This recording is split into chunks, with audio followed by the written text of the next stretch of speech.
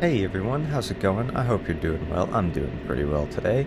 I'm going to be bringing you another video here for the F-16 in this tutorial series, and this one is going to be about the upfront controls, the ICP and the DED. The ICP being the integrated control panel here that has all these buttons on it, and the DED, the data entry display, being this little screen right here. So first thing that I'm going to go through here is all of the buttons and the switches on the ICP. So we'll just get right into it. We'll start with the wheels here. The only one you really need to pay attention to is the HUD symbology intensity. This is what you use to adjust the brightness of your HUD, and you're going to need that in startup and adjust it as needed. This brightness wheel and this contrast wheel have no function. You don't need to worry about those, and the reticle depression knob, or wheel rather, is just used for the standby reticle to adjust the mils of that, which you can see there, those milliradians, which this is for backup bombing basically. But generally speaking, you're not going to need to know that, or use that rather. Next thing here, we have these 4 ICP override buttons, and what these do is they are just quick access buttons for these 4 different pages on DED. So you have COM1, your UHF radio, COM2, your VHF radio, IFF pulls up the IFF page, and list pulls up the list page, which has all of your other various pages that you can open, which I'll talk about more in a little bit. These 2 here are the master mode buttons, air-to-air, which will select your air-to-air mode, your fire control radar in air-to-air if it's not up already. It will set your SMIS page to the air-to-air mode and select missiles. I believe by default it will select AMRAAMs if you have them, but I just have Sidewinders, so it just selected those, and you can hear that growl there. Press it again to exit that, go back to the normal nav mode, and then same thing, air to ground will get us into the air to ground mode. On the fire control radar, it will pull up the ground mode, and on the SMIS page it will pull up the air to ground mode, which will show us our air to ground stores, which are these 2 harms.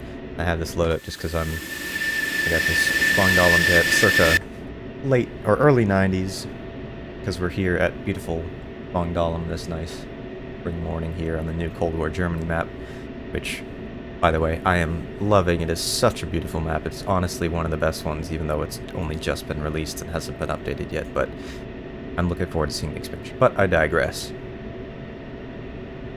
Next thing here, we have all of these priority function buttons and keypad buttons.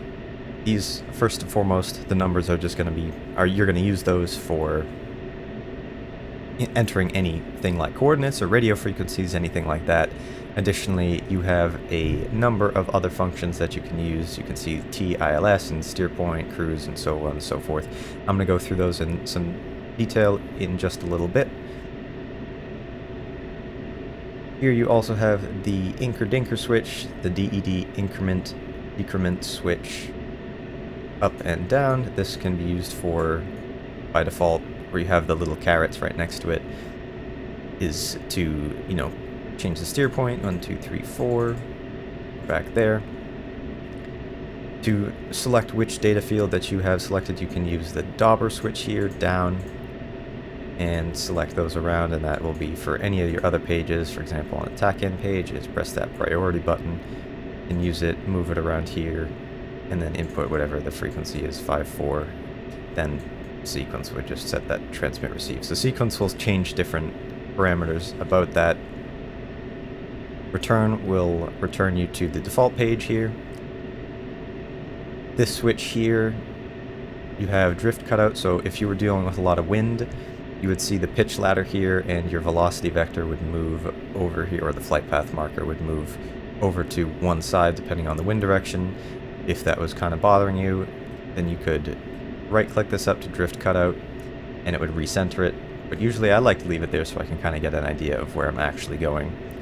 And warning reset, if you have, for example, if you get below your bingo fuel state, your low fuel state, it'll come up and say fuel right here. If you want to get rid of that, you can click that down to warning reset and it will get rid of it. You'll still have on this panel, this warning lights panel, it'll still show that. And obviously you can check on your fuel there. But just as an example, because that can get in the way, I like to maybe get rid of that. Here, these buttons, the FLIR polarity, FLIR increment decrement switch, and the ICP FLIR gain level switch, those are non-functional. Those, I believe, are used only in Block 40 and 42 F-16s that have the War HUD, which is that lantern HUD that's used in conjunction with the AN/AAS-13 nav pod, which we don't have in this variant of the F-16, and that basically, on those jets, would display the FLIR page, or, excuse me, display the FLIR on the HUD, so that you could navigate better at night. Kind of like, or almost exactly like what you have in the Harrier that we have in DCS, or the Strike Eagle, which also uses the AN/AAS-13 nav pod to display that nav FLIR on the HUD. And these last two buttons here, the recall button and the enter button, obviously enter is going to be used for entering data, and the recall button, the first press is going to be used basically just as, you know, a backspace that you would have on your keyboard. So if you typed in, for example, on here, if you wanted to do, if you change this to like 675 and said, oops, that's wrong, you want it to be 76, you could hit that once and it would clear that. Or if you hit it twice, then it will just reset it to whatever it was at beforehand. Next thing here to go through is the different priority mode functions that we have on the ICP, these buttons. So first one I showed earlier is TACAN ILS, and use the dauber switch to change where the asterisks are and which field of data that you want to edit. We're going to change this one channel to 100, press enter, because that is our TACAN frequency here at Spangdahlem. Then we're going to hit sequence, change that to transmit receive. Additionally, here we have our ILS frequencies, things like that. It says ILS off. When you are doing this, I will do another video in more detail, but you need to have the volume on a little bit just so that it will actually work. Next one, the altitude low page. We have ARA altitude low, which is combined altitude radar altimeter. This is displayed right here, and when you get below that that altitude rather, you will see an indicator on the HUD that says altitude, and you will also get an audible warning that says altitude, altitude, to remind you that you are low down. So if we wanted to change that, simply press whatever altitude you want to do, say 750 feet, press enter, it'll update that on the HUD as well as on the DED page. And the MSL floor, if you wanted to change that to, say, 8,000 feet, you could do that. And once you got below that, it would also give you an altitude voice warning once you get below that. The next one here is the steer point page. Press 4 on the ICP once you're on the CNI page here. Press 4. This will take you to all of the page where you can manage all the steer points. And turn that off, I can hear it a little bit. You can input coordinates for whatever, you know, location. If you have a target, then you can put it there. Additionally, if you went to, I think it's 21, oh, I should just insert here. Here's a quick little tip. If you move the asterisks over to where it says steer point number, then you can just type in the number on the numbers here, and then press enter, and it will take you there instead of having to use the dauber switch to get, or not the dauber switch, the inker-dinker switch here to get up there.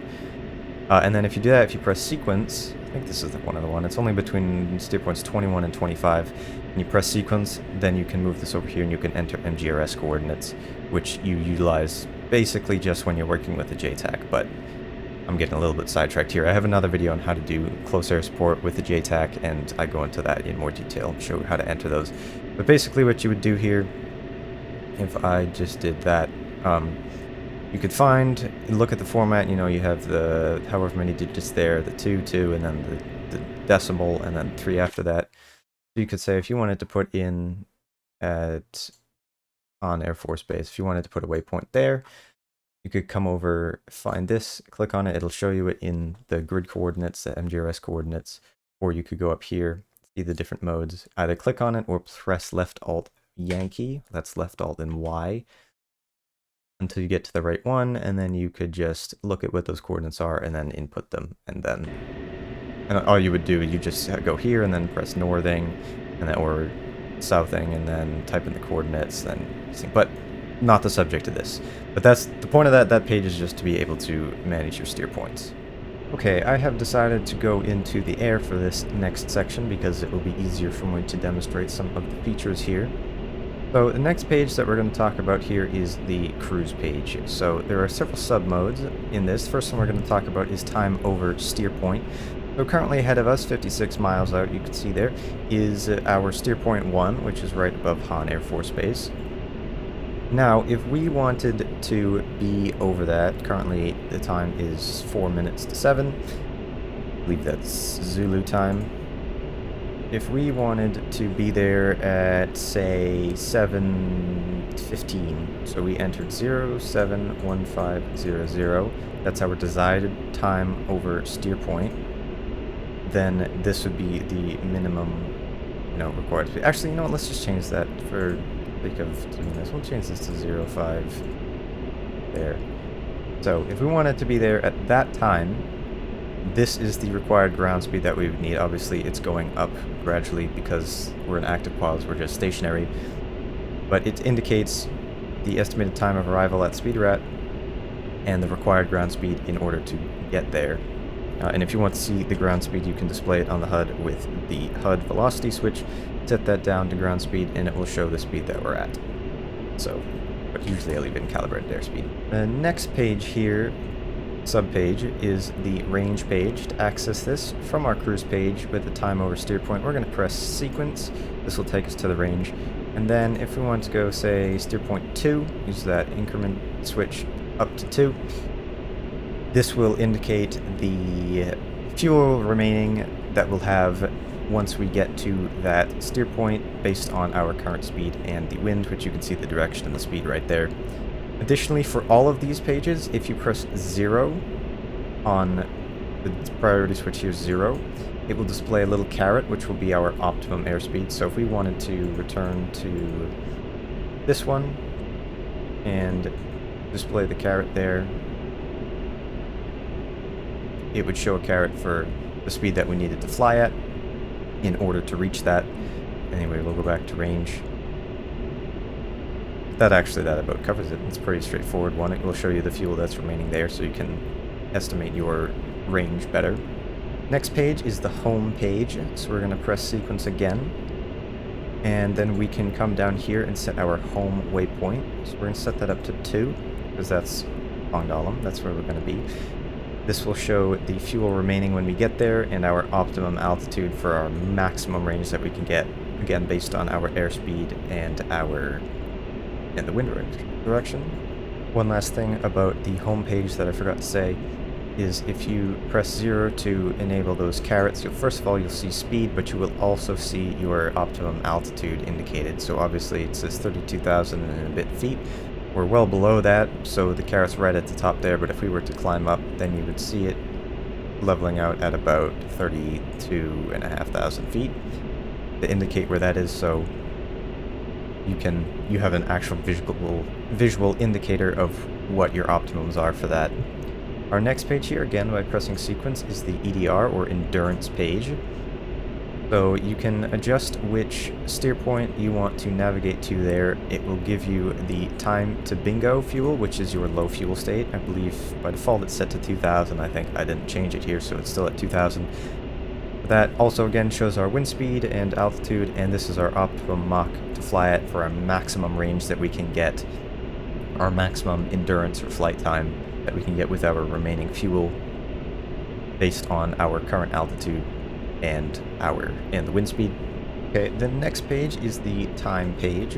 So the first one here, the system time, will show a 24-hour clock basically based on Zulu time. So currently it's 5 minutes past 7, so 0700 basically. The next section is hack time, which you can use as basically kind of an independent sort of separate time. So if you wanted this to be 2 hours ahead for wherever you were, you could enter this as, if you did 0905, or actually we'll do 06, and then 00, and then we'll wait until this is there. There we go. And now we have a clock that's 2 hours ahead. Additionally, you could use this as just a stopwatch, so if you wanted to go here and just zero this out, and then whenever you wanted to, just start it there, and now you basically just have a stopwatch that's going to count up. So you need to fly at this bearing at this speed for 1 minute 30 seconds. You could start that at the time, and then once it gets to that, then you can change your steer point and do whatever you need to do. Delta, time over steer point, can be used basically to adjust all of your time over steer point time. So for example, if you were trying to coordinate a large strike and you needed to, and there was some delay or something and you needed to add something to that, you could adjust this by entering, say if you wanted to add 5 minutes to it, you could press whatever number, so 5 in this case, and then zeros to move that along, so 5 minutes, then press enter. There we go. If you wanted to make this a negative, you would do the same thing. You would just start by inputting zeros here. So you could do negative 5 minutes. That would set all of your time over stations to be 5 minutes earlier. So you have that -5 there. The next page here is the mark points page. These are similar to steer points, but you kind of use them a little bit differently. You can create them with either by using the HUD or with your helmet-mounted queuing system or the air-to-ground fire control radar or the targeting pod.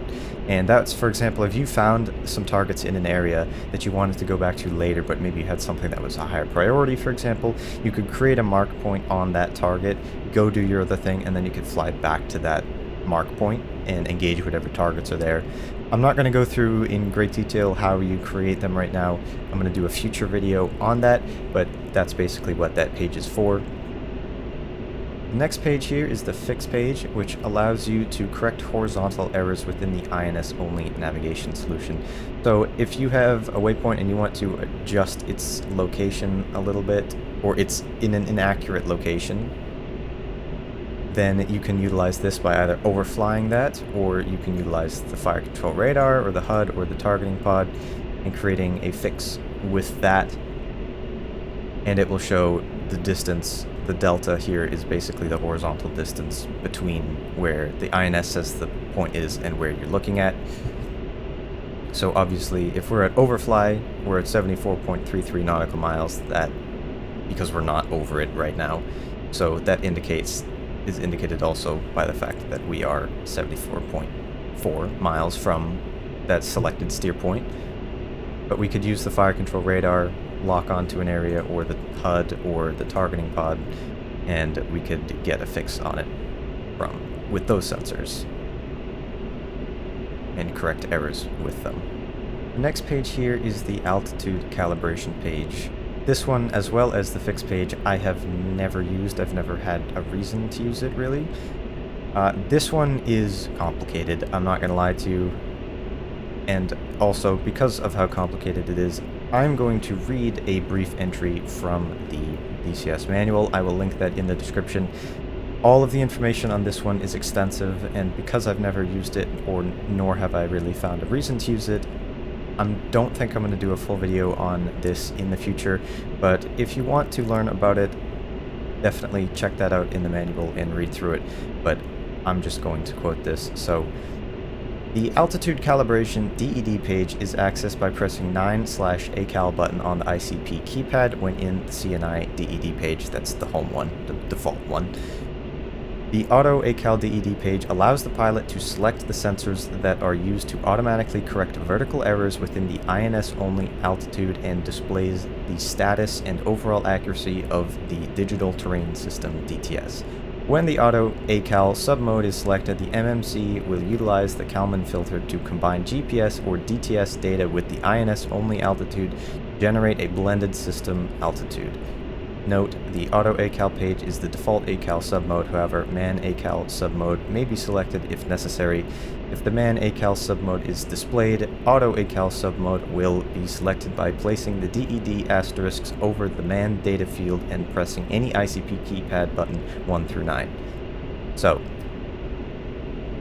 it's a pretty complicated page. It's about correcting your altitude and I think kind of how you would correct the INS in terms of the horizontal placement on the fix page, but as I've said before, I have never had a circumstance in which I've needed to use that.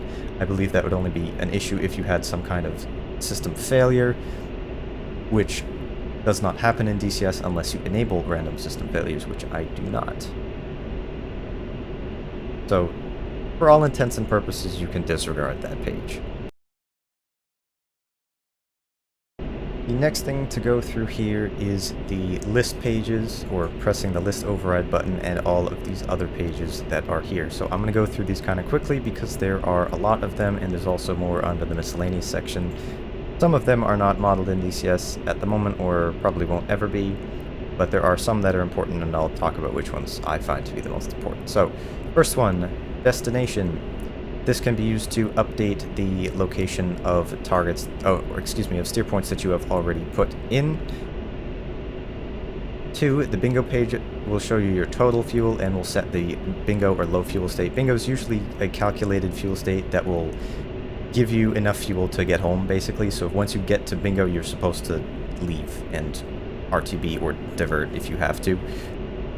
Additionally, something that I find useful for this is if you come down here to this right horizontal panel, right to the right side of the stick, and you right-click the HUD DED/PFLD data switch up to DED data, it will display your DED on the HUD. I find this most useful with this page because if I'm tanking, then it's useful to be able to have the fuel right there so I can just glance down rather than having to move my eyes farther away from what I'm looking at to be able to see that fuel state.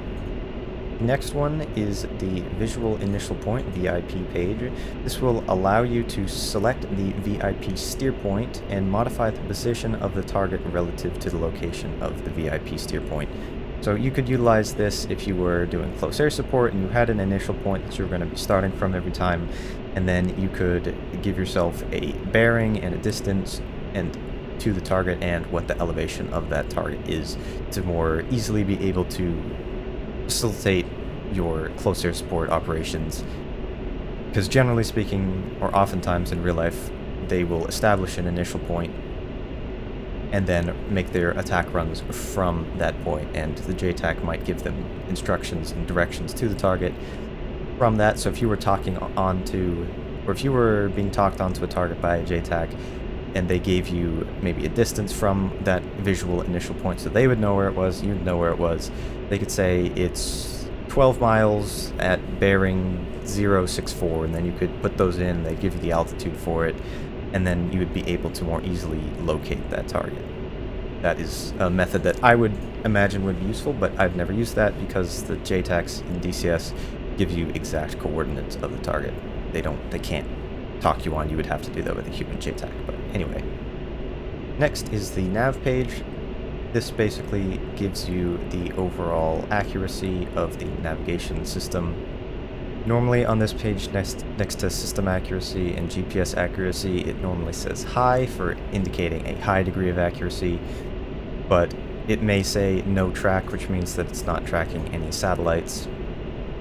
Not sure exactly why that's happening at the moment, to be perfectly honest, but it is. The next page here is the man page. Accessed, going to list, and then pressing 5. You can utilize this to adjust the wingspan manually for whatever target that you were tracking with the EEGS. So let me show that real quick. So if we went to air-to-air mode, we had guns selected.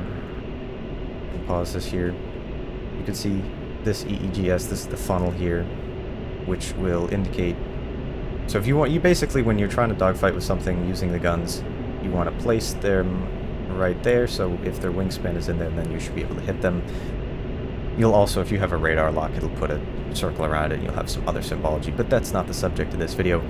But what you could do, say, enter this 100 feet just for demonstration purposes, it will be a lot wider, so then, based on the type of aircraft that it is, you can more accurately estimate the range to it. But again, normally you're going to be getting a radar lock on them, and it will automatically adjust that. Next is the INS page, accessed again from the list page, and by pressing 6. This will show you the position, your current position and altitude, and it will also show you at the top the quality of the alignment. So this is automatically displayed when you are doing either stored heading or normal alignment when you're on the ground, and this will count down from, I forget which number, but it'll count down to 10 and then say ready or align, and then it indicates that the alignment's done, and you can set it to nav. So you probably saw that in the startup tutorial if you watched that. If you didn't, go watch that.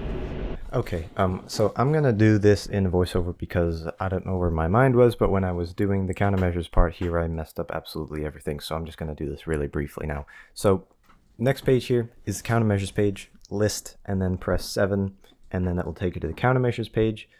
This part of it is not for adjusting your countermeasures programs. You can do that with the DTC and adjust them in the mission editor, but the first things you're going to see there is it's going to say chaff and flare and 0, 1, 0, 2, and 10 for chaff and flare by default and 0 for 1 and 2. Don't worry about 1 and 2 because they're not in the F-16 and DCS, but what those numbers for chaff and flare indicate is the bingo quantity. So basically, once you use all of your chaff and flare and you get down to 10, you'll have an audio or a voice that will tell you low, that indicates that your chaff and flare are low. Additionally, there's a few things right next to that that all say on by default. That's just the voice feedback. So if you wanted to, I should say first of all, when you dispense chaff and flare, it will say chaff flare. If you don't want to hear that, you can turn that off. You just use the dauber switch, get the asterisks on either side of whichever data field you want to adjust, and then press any number 1 through 9 and it will switch it to off, and then it will stop giving you that audio warning. You can manually adjust in the jet the programs for the countermeasures by pressing sequence from the main countermeasures page.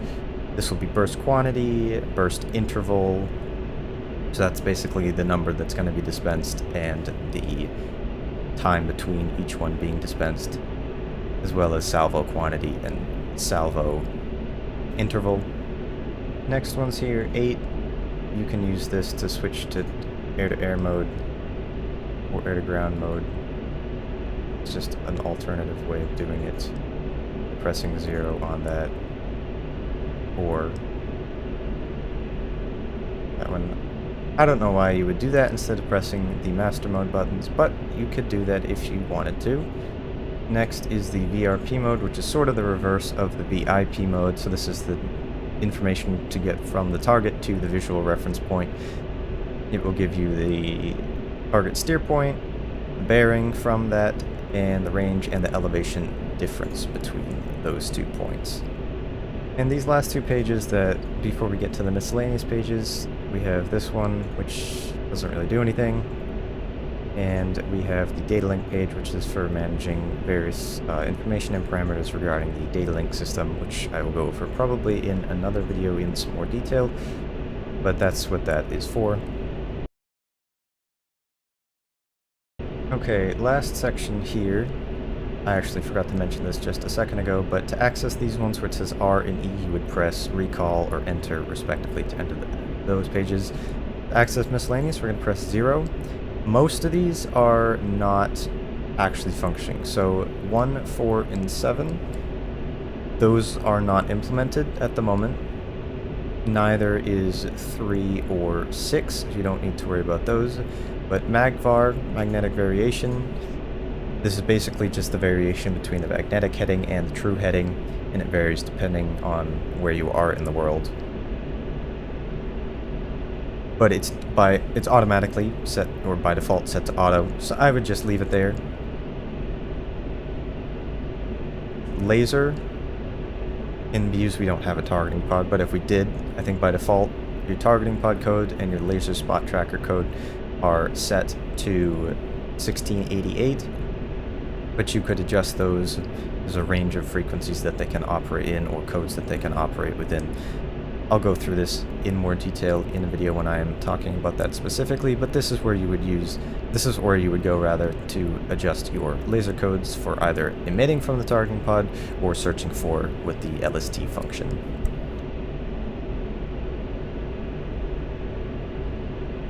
Next, the bullseye page. You can set a waypoint. By default it's 25 for the bullseye, which is basically a reference point. If you're going to talk to AWACS, if you say, there's several different options. One of them is request bogey dope, which will give you the bearing to bogeys or bandits from where you are, but if you were to say request picture or vector to tanker or vector to home plate, which is your home base, then it would give you a bearing and a heading from that bullseye reference point.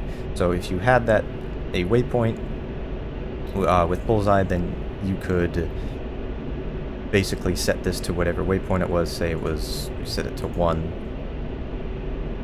and then you would be able to see where that is displayed.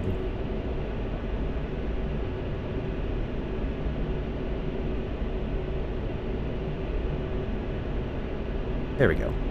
You have to press 0 as well over that when you change it, and you can see down here on waypoint 1 we have bullseye, and this will give us our bearing and our distance to it. Additionally, I just correct myself real quick. This does not, it gives us the distance to the bullseye and an arrow in the circle. The circle with the arrow points to where the bullseye is. The number in there is the distance, so 54 miles, and this is the bearing, not from us to the bullseye, but rather the reciprocal of that, which would be the bearing from the bullseye point to where we are. So we're heading about 240, 241. The reciprocal of that is 060, which would be this way.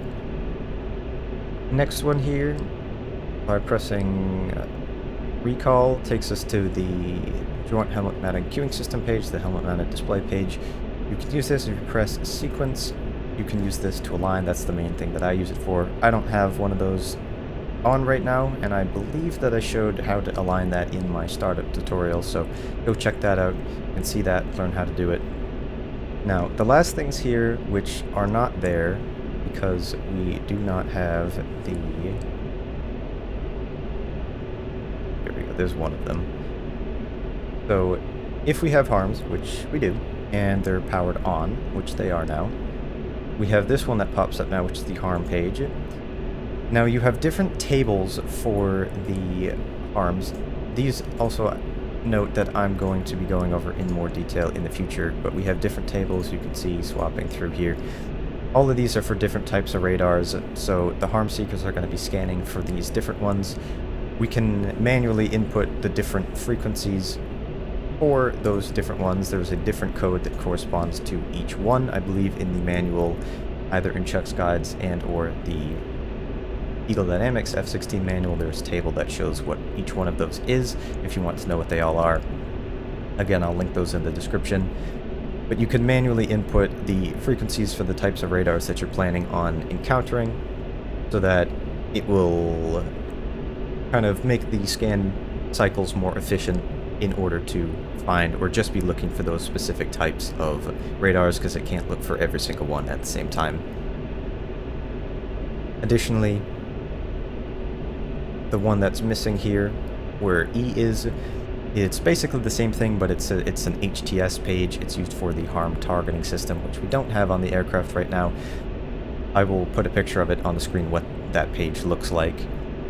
It's basically for the same thing. You can input the certain types of radars that you're expecting to go against, whether it's, you know, snowdrifts or fan song radars or whatever it is that you are anticipating going against, and it will essentially make the scan cycles of the HTS more efficient. So instead of looking for all the different types of things and trying to scan every frequency to find them, it's just going to be scanning for a select few, and it will enable you to be able to find those faster and facilitate you detecting, locking, and subsequently engaging those targets. Now, I think that basically covers it for the ICP and the DED. Most of the pages I just went through fairly quickly, some I went to in a little more detail, as you saw. If you have any questions, comments, or concerns, please let me know in the comments. I will do my best to get back to you and give you an answer. If I omitted something and you want to know about it, let me know. A lot of the things I'm going to go over in more detail in the future, but this was just supposed to be an overview, kind of familiarization with what a lot of those pages are, because there are a lot of them. Most of them, I'll be honest, I don't generally use, but as you learn the F-16 and the stuff that you end up doing in it, you will find which ones are most useful for you and which ones you want to use the most. But anyway, hopefully this was helpful to you. If you want to consider liking, subscribing, donating, that would be greatly appreciated. If you want to join the Discord, you know, ask further questions more directly with myself or anybody else there. Maybe fly with us at some point in the future, or just get updates about when live streams are going to be. Join that. Again, it'll be linked in the description. But anyway, I hope you have a good one, and I hope that I will see you in the next video.